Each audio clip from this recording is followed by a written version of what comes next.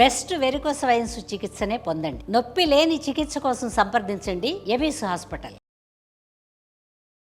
శ్రీమాత్రే నమః. శ్రీ గురుభ్యో నమః. పరాభవనామ సంవత్సర శుభాకాంక్షలు. ఉగాది సంబంధించి ఉగాదిని పురస్కరించుకొని పంచాంగ శ్రవణంగా మనం భావించి ద్వాదశ రాశుల వారికి కూడా ఎలా ఉండబోతుంది అనేటువంటి విషయాన్ని తెలుసుకుందాం. ముఖ్యంగా ఉగాది అంటే యుగమునకు ఆది. అయితే ఈ ఉగాదికి మొత్తం 60 సంవత్సరాలు ఉంటాయి. ఈ 60 సంవత్సరాలకు పేర్లు ఎలా వచ్చాయి అనుకుంటారు. చాలా తక్కువ మొత్తంలో అసలు ఈ పేర్లు, ఈ 60 సంవత్సరాల పేర్లు ఎలా వచ్చిందో చెప్దాము. నారద మహామునీశ్వరులకు విష్ణుమూర్తి దగ్గరికి వెళ్ళినప్పుడు ఆయన దగ్గరికి వెళ్ళి అన్నారనమాట, ఈ వివాహం ఏంటండి, పెళ్ళి ఏంటి, వ్యవస్థ ఏంటి, ఈ యొక్క మానసికమైన ఒత్తిడి ఏమిటి, ఎందుకు అవసరమా అంటే, సరే నారద అవన్నీ తర్వాత నాకు ఒకసారి భూలోకానికి వెళ్దామని తీసుకొని వెళ్ళారంట నారదుల వారిని. భూలోకానికి వెళ్ళిపోతే భూలోకానికి వెళ్ళిన తర్వాత నాకు దాహం వేస్తుంది అంటే నారదుల వారిని పిలిచి, నాకు దాహం వేస్తుంది నీళ్లు తెమ్మంటే ఒక సరస్సులోకి వెళ్తే నారదుల వారు పొంగిపోయారు. ఆహా ఎంత బాగుంది సరస్సు అని ఆ నీళ్ళలోకి మునిగిపోయారనమాట స్నానం చేద్దామని. మునిగి లేచేసరికి స్త్రీ రూపాన్ని దాల్చి, ఆహా నా శరీరం ఎంత బాగుందని నారదుడు అన్న విషయాన్ని మర్చిపోయి అక్కడున్న ఉద్యానవనంలో సంచరిస్తుంటే ఒక రాజు చూసి మోహించి ఈ నారదుడు స్త్రీ రూపంలో ఉన్న నారదుడిని పెళ్లి చేసుకున్నాడట. అలా పెళ్లి చేసుకుంటే వాళ్ళిద్దరు కలిపి 60 మంది సంతానం కలిగింది. ఆ 60 మంది సంతానము రాజుతో కలిసి యుద్ధం వచ్చినప్పుడు పోయి యుద్ధం చేసి రాజు చనిపోయాడు, ఆ 60 మంది సంతానం కూడా చనిపోయారు. అప్పుడు నారదులు ఆ చితాభస్మం మీద పడి ఏడుస్తుంటే అప్పుడు విష్ణుమూర్తి వచ్చి చెప్పాడు, ఏటి నారదా ఇక్కడున్నావు, తెలిసిందా ఇప్పటికన్నా వైవాహిక జీవితం అంటే ఏమిటి, మానసిక ఒత్తిడి అంటే ఏమిటి అని అప్పుడు రియలైజ్ అయ్యారు.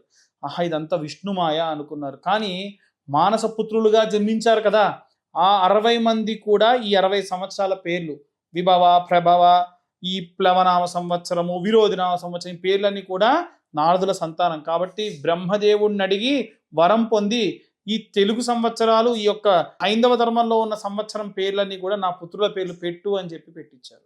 అలా ఆ సంవత్సరాల పేర్లు వచ్చి, అందుకే యుగమునకు ఆది, యుగానికంటే యుగాలు పుట్టించకంటే ముందే ఈ ఉగాది అనేటువంటిది ప్రారంభమయ్యింది. అలాంటి ఉగాదిలో ఈ సంవత్సరం పరాభవనామ సంవత్సరంలో గురువు రాజుగా వ్యవహరిస్తూ ఉన్నాడు, కేతువు మంత్రిగా వ్యవహరిస్తూ ఉన్నారు. గురువు రాజుగా ఉన్నందుకు మనమంతా కూడా మానవాళికి ఎన్నో గుణపాఠాలు వస్తాయి.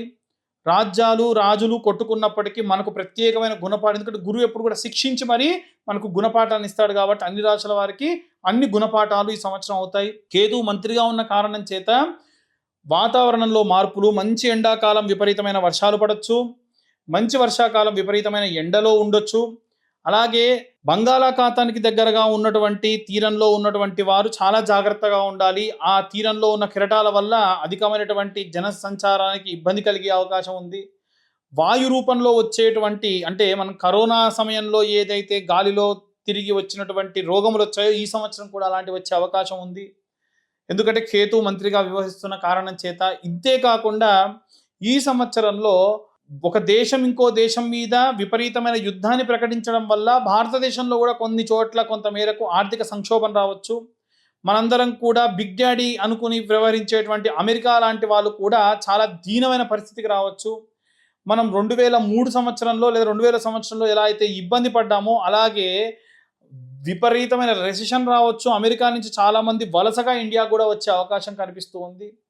దయచేసి ఇక్కడి నుంచి దూర ప్రాంతాలకు, అమెరికాకు వెళ్ళాలనుకునే వాళ్ళు ఆపండి. కావాలంటే లండన్ లాంటి చోటికి కానీ యూరోపియన్ కంట్రీస్కి వెళ్ళాలని అనుకోండి, దానివల్ల లాభమే తప్ప నష్టం లేదు. ఇక విశేషంగా ఈ పరాభవనామ సంవత్సరంలో ద్వాదశ రాశుల వారికి కూడా ఎలా ఉండబోతుంది అనేటువంటి విషయాన్ని ఇప్పుడు మనం తెలుసుకుందాం. తదుపరి తులారాశి. తులారాశి వారికి సంబంధించి ఈ సంవత్సరం ఎలా ఉండబోతుంది అనేటువంటి విషయానికి వస్తే, తులారాశి వారు సాధారణంగా ఎక్కువ శాతం ఏంటంటే బేరీజ్ వేసుకుంటూ ఉంటారు.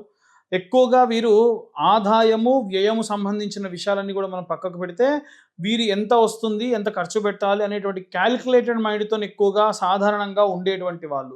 వీరు ఈ యొక్క తులారాశి వారు ఈ సంవత్సరం ఆదాయం 5, వ్యయం 14, రాజ్యపూజ్యం 6, అవమానం 3.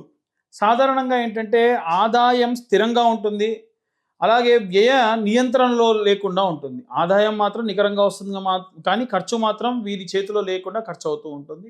అలాగే వీరిని మర్యాదించే వాళ్ళు పెరుగుతారు, అలాగే అవమానించేటువంటి వాళ్ళు భయపడతారు. కాబట్టి మీరు బిల్ట్ చేసుకున్నటువంటి మర్యాద, ఆ యొక్క కీర్తి ఏదైతే ఉందో మీకు అవమానాలు రాకుండా చేస్తుంది. అలాగే భాగస్వామ్య వ్యాపారాల్లో లాభం ఎక్కువగా వచ్చే అవకాశం ఉంది. వైవాహిక జీవితంలో శుభంగా ఉంటుంది. మీ భార్యాభర్తలు ఇద్దరు కలిసి ఏదైనా వ్యాపారం చేయడం కానీ ఏదైనా పార్ట్నర్షిప్ వ్యాపారాలు వీరికి ఈ సంవత్సరం బాగా కలిసి వస్తాయి. అలాగే చర్మ సంబంధితమైనటువంటి సమస్యలపై జాగ్రత్త వహించండి. డస్ట్ ఎలర్జీస్ కానీ స్కిన్ ఎలర్జీస్ కానీ విపరీతంగా వీరికి పెరిగే అవకాశం ఉంటుంది. అలాగే విద్యార్థుల విషయానికి వస్తే న్యాయ కళారంగములలో ఉన్నటువంటి వారికి ఎక్కువ విజయం చేకూరేటువంటి అవకాశం ఉంది. ఎవరైనా సరే లా చదవాలనుకునేటువంటి వాళ్ళు కానివ్వండి, ఏదైనా ఆర్ట్ మీద వీరు ఏదైనా ఇంకా పిహెచ్డీలు కానీ ఎంఏలు కానీ చేయాలనుకున్న వాళ్ళు కూడా వీరికి విజయం చేకూరే అవకాశం ఎక్కువగా ఉంటుంది. గృహిణుల విషయానికి వస్తే కుటుంబంలో సమతుల్యత పెరుగుతూ ఉంటుంది. చేతి వృత్తులు అలాగే మీరు చేతి వృత్తులు చేసుకునేటువంటి వారు కూడా భాగస్వామ్యంతో చేసేటువంటి పనుల వల్ల అంటే కలిసి ఎవరితో అయినా పని చేస్తే వీరికి లాభం చేకూరే అవకాశం ఉంటుంది. రాజకీయ నాయకుల విషయానికి వస్తే ఒప్పంద రాజకీయాలు వీరికి విజయం చేకూరుతుంది. అంటే వేరే పార్టీతో కలవడం కానీ లేదా ఏదైనా సరే ఒక ఒప్పందంతో కాస్త పంచుకొని పనులు చేయడం వల్ల రాజకీయ పరమైనటువంటి విషయాల్లో వీరికి విజయం ఎక్కువగా చేకూరుతుంది. సినిమా రంగానికి సంబంధించి కళాత్మకత అంటే మేకప్ చేసేటువంటి వాళ్ళు, ఏవైనా సరే సినిమాకి సంబంధించి ఎడిటింగ్ చేసేటువంటి వాళ్ళు, లేదా ఇంకేమైనా సరే ఎక్స్ట్రా రంగులు అద్దే వాళ్ళు, విఎఫ్ఎక్స్ డిపార్ట్మెంట్లో ఉన్నటువంటి వాళ్ళు, గ్రాఫిక్స్ డిపార్ట్మెంట్లో ఉన్నటువంటి వారికి ఎక్కువ లాభం చేకూరుతుంది. తులారాశి జాతకుల విషయానికి వస్తే ఈ సంవత్సరం లక్ష్మీనారాయణ స్వామిని ఆరాధించడం మంచిది. అలాగే శుక్రగ్రహ సంభావితమైనటువంటి జపములు, హోమములు, తర్పములు చేయడం వీరికి శ్రేయస్కరము. లేత నీలి రంగు వస్త్రములు ధరించడం వీరికి శుభం చేకూరుస్తుంది. శుక్రవారం నాడు ఎట్టి పరిస్థితుల్లో అనవసరమైనటువంటి ఖర్చు చేయకుండా ఉండాలి. అధికంగా తీపి తినేటువంటి అలవాటు ఉన్నటువంటి వాళ్ళు ఎట్టి పరిస్థితుల్లో తీపి పదార్థాలు తినకుండా ఉంటే మంచిది. వీరికి ఆరోగ్యానికి సంబంధించిన విషయాల్లో కూడా వెన్నుపూస సంబంధితమైనటువంటి మోకాలు సంబంధితమైనటువంటి విషయాల్లో ఎక్కువ ఆందోళన ఉంటుంది. మానసికమైన ఒత్తిడి కూడా ఎక్కువ ఉండే అవకాశం కనిపిస్తూ ఉంది. గురు గోచారం చేత వివాహ భాగస్వామ్యములకు ఎక్కువ లాభం చేకూరేటువంటి అవకాశం ఉంది. వివాహం చేసుకున్న వాళ్ళు ఈ సంవత్సరం వరకు వివాహం జరుగుతుందో, వివాహం తర్వాత జీవితము, వివాహం ముందు జీవితం చూస్తే రెండు వేరు ప్రపంచాల్లో ఉన్నట్టుగా మీరు భావిస్తారు. అలాగే శని సంచారము చేత శ్రమ అధికమవుతుంది, మానసిక ఒత్తిడి పెరుగుతుంది. రాహు ప్రభావంచే ధన వ్యయమయ్యే అవకాశం ఎక్కువగా ఉంది. న్యాయపరమైనటువంటి విషయాల్లో జాగ్రత్తగా ఉండండి. అనవసరమైనటువంటి వాటి విషయానికి వెళ్ళి కోర్టులు కానీ గొడవల జోలికి వెళ్లకుండా ఉంటే మంచిది. అనవసరంగా డబ్బు ఖర్చు అవ్వడం కూడా ఉంటుంది కాబట్టి మీ పేరుతోని ఎటువంటి అకౌంట్ మెయింటెనెన్స్ చేయకండి. మీ పేరుతో ఎటువంటి డబ్బు ఖర్చు పెట్టడం కూడా డైరెక్ట్గా చేయకండి. వీలైనంత వరకు కూడా ధనము ఖర్చు చేయడం కానీ, ధనాన్ని తీసుకోవడం కానీ, దాచిపెట్టడం కానీ మగవారైతే ఆడవాళ్ళకి ఇచ్చి దాయమనండి. ఆడవాళ్ళైతే మీ వారికి చెప్పి ఎంత అనేటువంటి అకౌంటబిలిటీ మెయింటైన్ చేస్తూ మీరు ఆ ధనాన్ని దాచిపెట్టండి. దాని వలన అధికమైనటువంటి ధనలాభం కూడా చేకూరుతూ ఉంటుంది.